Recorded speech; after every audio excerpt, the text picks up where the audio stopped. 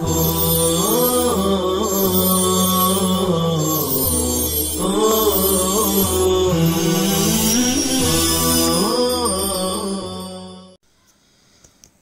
اللہ الرحمن الرحیم الحمد للہ رب العالمین الحمد للہ حمدا کثیرا طیبا مبارکا فیہ وصلی اللہ وسلم علی نبینا محمد وعلی آلہ واصحابہ وبارک وسلم تسلیما کثیرا کثیرا۔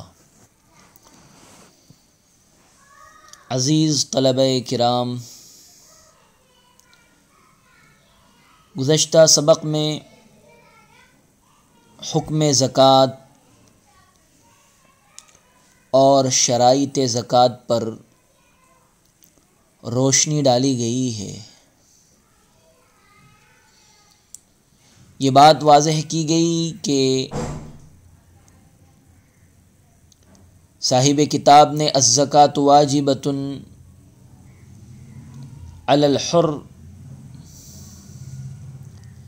اس عبارت میں جو لفظ واجبہ استعمال فرمایا ہے اس سے مراد فرض ہے، کیونکہ زکوٰۃ کا حکم قرآن پاک، سنت متواترہ اور اجماع امت جیسی قطعی الثبوت دلائل سے ثابت ہے، اور اس کی فرضیت میں کسی بھی طرح کا کوئی شبہ اور شائبہ نہیں ہے، اور ہر وہ چیز جو دلیل قطعی سے ثابت ہو اور اس میں کسی طرح کا کوئی شک شبہ نہ ہو وہ فرض ہوتی ہے، لہذا زکوٰۃ بھی فرض ہے۔ اسی طرح مصنف کتاب نے شرائط زکوٰۃ کے فوائد قیود کی بھی وضاحت کی ہے، جیسا کہ آپ حضرات نے جانا ہے۔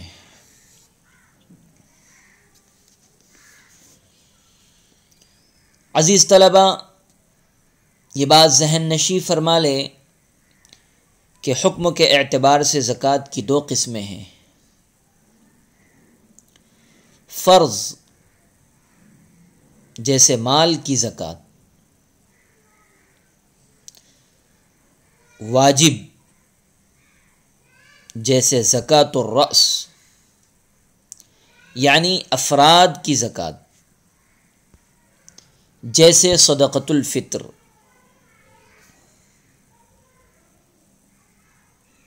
پھر فرض زکوٰۃ بھی دو طرح کی ہے۔ نمبر ایک، سونے چاندی، اموال تجارت اور مویشیوں کی زکوٰۃ،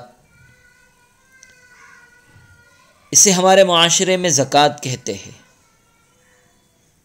نمبر دو، زمین کی پیداوار، کھیتیوں، سبزیوں اور پھلوں کی زکوٰۃ، جسے ہمارے عرف میں عشر کہتے ہیں۔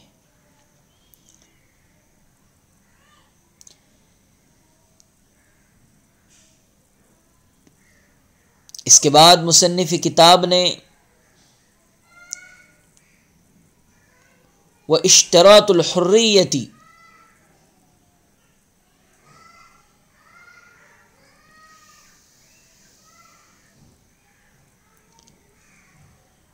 یہاں سے زکوٰۃ کے فرض ہونے کی شرائط کو ذکر فرمایا ہے۔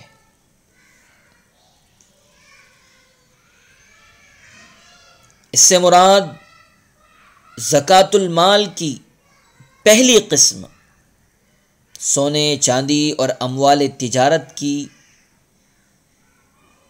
زکوٰۃ کے فرض ہونے کی شرائط کا بیان ہے۔ یہ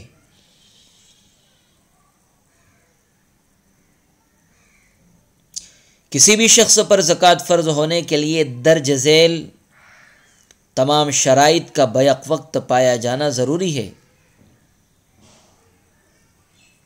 ان میں سے کوئی ایک شرط بھی نہ پائی جائے تو زکوٰۃ فرض نہیں ہوتی۔ اب ان میں بعض شرائط وہ ہیں جن کا تعلق خود اس شخص سے ہے جس پر زکوٰۃ فرض ہوتی ہے، اور بعض شرائط وہ ہیں جن کا اس مال میں پایا جانا ضروری ہے جس پر زکوٰۃ کا حکم لاگو ہوتا ہے،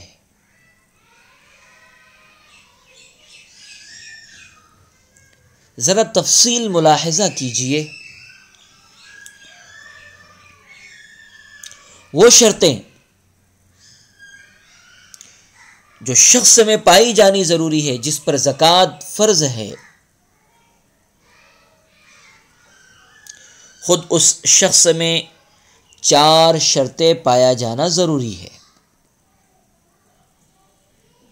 نمبر 1، اسلام، مسلمان ہونا، لہذا کافر پر زکوٰۃ فرض نہیں ہوتی، جس کی تفصیل گزر چکی۔ حریت، آزاد ہونا، لہذا غلام پر زکوٰۃ فرض نہیں ہوتی، جیسا کہ بتایا جا چکا۔ بلوغ، بالغ ہونا، لہذا نابالغ پر زکوٰۃ فرض نہیں ہوتی، خواہ وہ کتنا ہی مالدار کیوں نہ ہو۔ چوتھی شرط، عقل مند ہونا، عقل مند ہونا، لہذا پاگل پر زکوٰۃ فرض نہیں ہوتی۔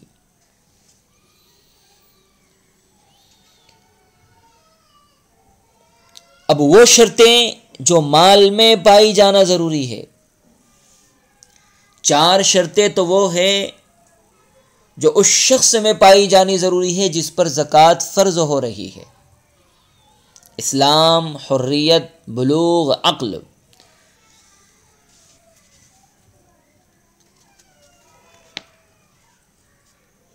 اب 6 شرطیں وہ ہیں جو اس مال میں پائی جانی ضروری ہے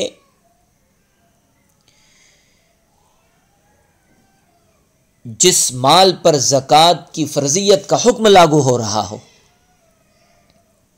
نمبر 1،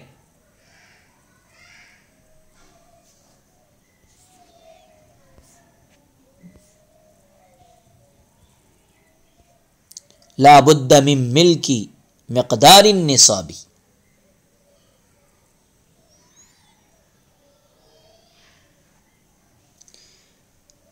نمبر 1، ملک تام ہونا۔ زکوٰۃ فرض ہونے کے لیے شرط ہے کہ اس مال پر ملک تام حاصل ہو، اور کسی چیز پر ملک تام، مکمل ملکیت کے حاصل ہونے کے لیے 2 باتیں ضروری ہے۔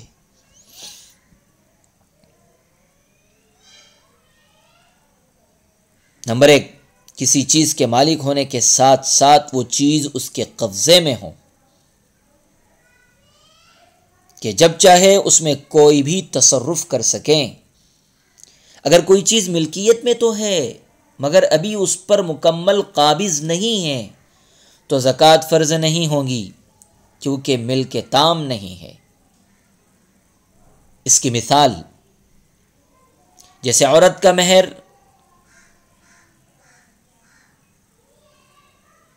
عورت کا مہر پر قبضہ کرنے سے پہلے مالک ہونا،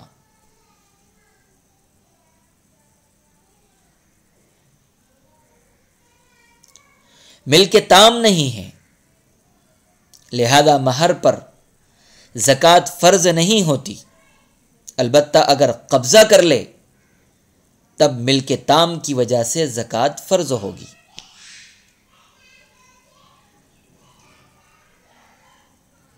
عورت نے مہر پر قبضہ نہیں کیا ہے، صرف مہر کی مالک بن گئی ہے، تو یہ ملک تام نہیں پایا گیا۔ مہر کا مالک بننے کے ساتھ ساتھ مہر پر قبضہ کرنا بھی ضروری ہے، تب جا کر کے اس مہر کی مقدار پر اگر وہ نصاب کے بقدر ہو تو زکوٰۃ واجب ہوگی۔ نمبر 2، کسی چیز کا مالک ہونا، لہذا اگر کوئی چیز صرف قبضے میں ہے لیکن اس کا مالک نہیں ہے تب بھی زکوٰۃ فرض نہیں ہوتی، کیونکہ ملک تام نہیں ہے۔ اس کی مثال جیسے مسلمان کے پاس امانت کے طور پر رکھے ہوئے کسی کے پیسے قبضے میں ضرور ہے، یہ رقم مسلمان کے قبضے میں تو ہے مگر چونکہ اس کی ملکیت نہیں ہے لہذا اس پر ملک تام نہیں پایا گیا، زکوٰۃ واجب نہیں ہوگی۔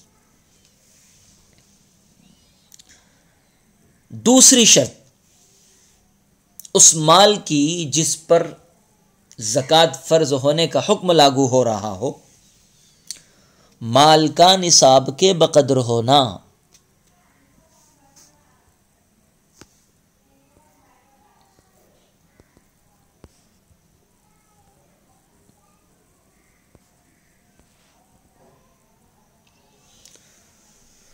وہ مال جس کا آدمی مالک ہو نصاب زکوٰۃ کے بقدر ہو۔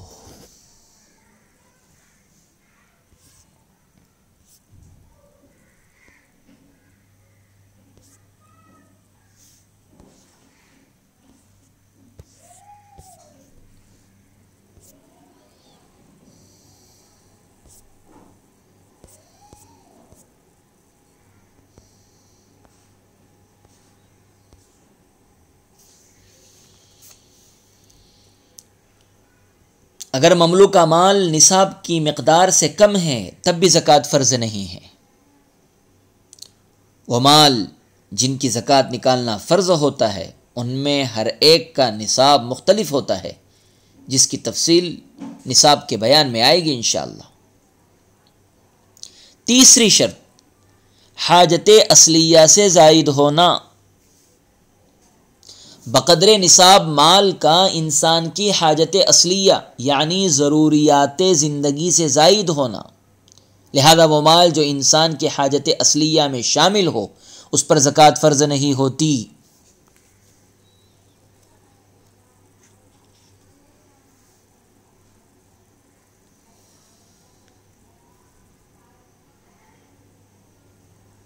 حاجت اصلیہ کی تشریح۔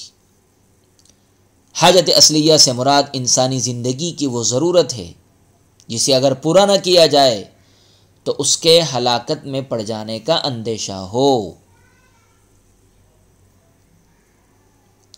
ایسی ضرورت کے لیے کام آنے والی اشیاء درج ذیل ہیں۔ نمبر 1 رہائشی مکان، نمبر 2 نان و نفقہ، نمبر 3 سردی اور گرمی سے بچاؤ کے لیے بدن کے کپڑے، نمبر 4 حفاظت کی غرض سے خریدا ہوا اسلحہ، بندوق، رائفل وغیرہ۔ اگر یہ چیزیں نہ ہو تو واقعتاً انسان کے ہلاکت میں پڑ جانے کا سخت اندیشہ ہوتا ہے۔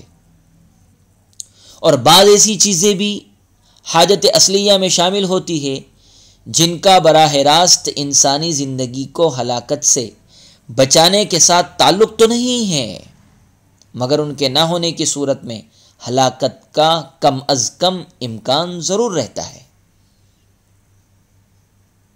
کسی نہ کسی درجے میں ان سے محروم شخص بھی ہلاک ہی تصور کیا جاتا ہے، جیسے قرض کا ہونا۔ چنانچہ مقروض کے پاس اگرچہ نصاب کی بقدر مال و دولت ہے مگر اسے بھی حاجت اصلیہ میں مشغول تصور کیا جائے گا،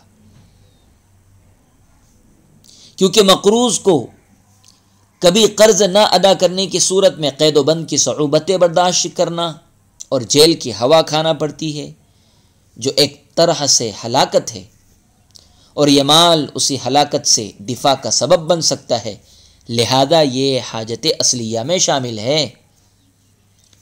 آلات صنعت و حرفت جسے آدمی اپنے روزگار کے لیے استعمال کرتا ہے۔ نمبر 3 گھر کا سامان جیسے برتن، فرنیچر وغیرہ جو روزمرہ استعمال میں آتے ہیں۔ نمبر 4 سواری جس کے ذریعے انسان روزگار، علاج و معالجہ اور بہت سی ضروریات میں فائدہ حاصل کرتا ہے۔ نمبر 5 دینی کتب، کیونکہ ان کے نہ ہونے کی صورت میں جہل برقرار رہتا ہے، جو علماء کے یہاں ایک طرح کی ہلاکت ہے۔ علم کے بغیر تو انسان محض چوپایا ہوتا ہے۔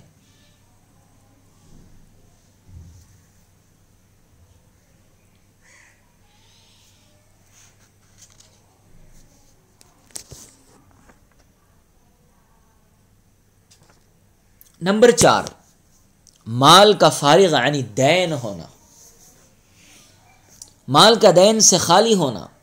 اگر کسی شخص کے پاس نصاب کے بقدر مال موجود ہو مگر اس پر دین بھی ہے تو اس پر زکوٰۃ فرض نہیں ہوتی۔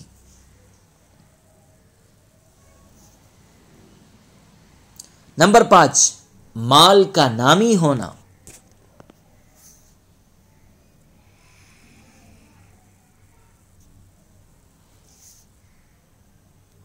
مطلب یہ ہے کہ مال ایسا ہو جو بڑھنے والا ہو، خواہ وہ حقیقتاً بڑھتا ہوا نظر آئے جیسے جانور، مویشی وغیرہ توالد و تناسل کے ذریعے بڑھتے رہتے ہیں، خواہ وہ تقدیراً بڑھتا ہو کہ اگر بڑھانا چاہے تو اسے بڑھا سکے جیسے سونا، چاندی، خواہ کسی بھی شکل میں ہو، اور روپیے، پیسے وغیرہ خواہ کسی ملک کی رائج الوقت کرنسی ہو۔ لہذا وہ چیزیں جو نامی نہیں ہیں جیسے ہیرے، جواہرات، موتی، یاقوت، زبرجد، اگر تجارت کے لیے نہ ہو تو ان پر زکوٰۃ نہیں ہے۔ ان کا حکم عروض یعنی سامان کی طرح ہے، البتہ اگر تجارت کے لیے ہو تو زکوٰۃ فرض ہوگی۔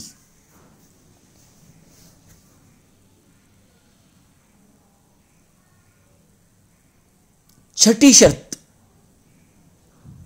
حولان حول۔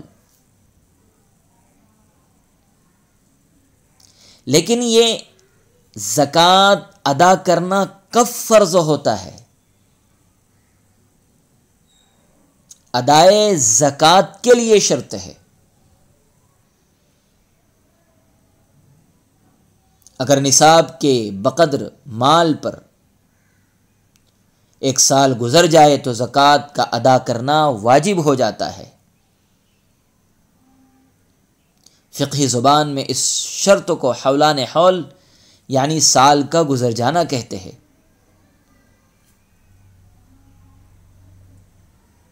یہ بات ذہن نشین رکھیں کہ زکوٰۃ کی ادائیگی کے واجب ہونے کے لیے سال کے شروع اور آخر میں نصاب کا کامل ہونا ضروری ہے۔ درمیان سال میں نصاب چاہے کم ہو جائے، بشرطے کہ درمیان سال میں نصاب بالکل ختم نہ ہوا ہو۔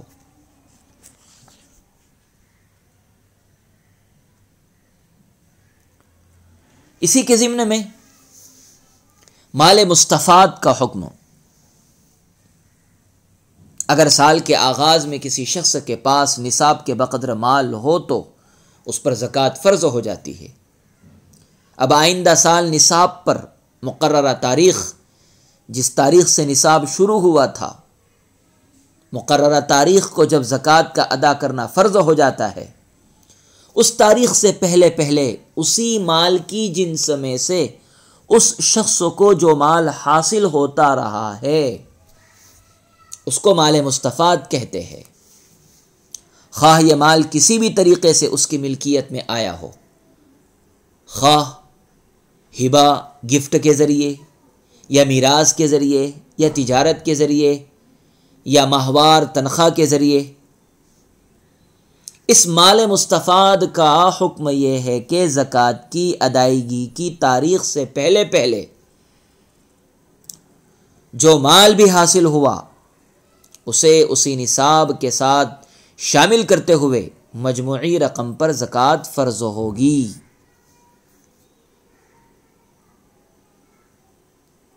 یاد رہے کہ سونا، چاندی، رائج الوقت کرنسی، روپیے، پیسے اور مال تجارت شریعت کی نظر میں ایک ہی جنس ہے، البتہ جانور دوسری جنس ہے۔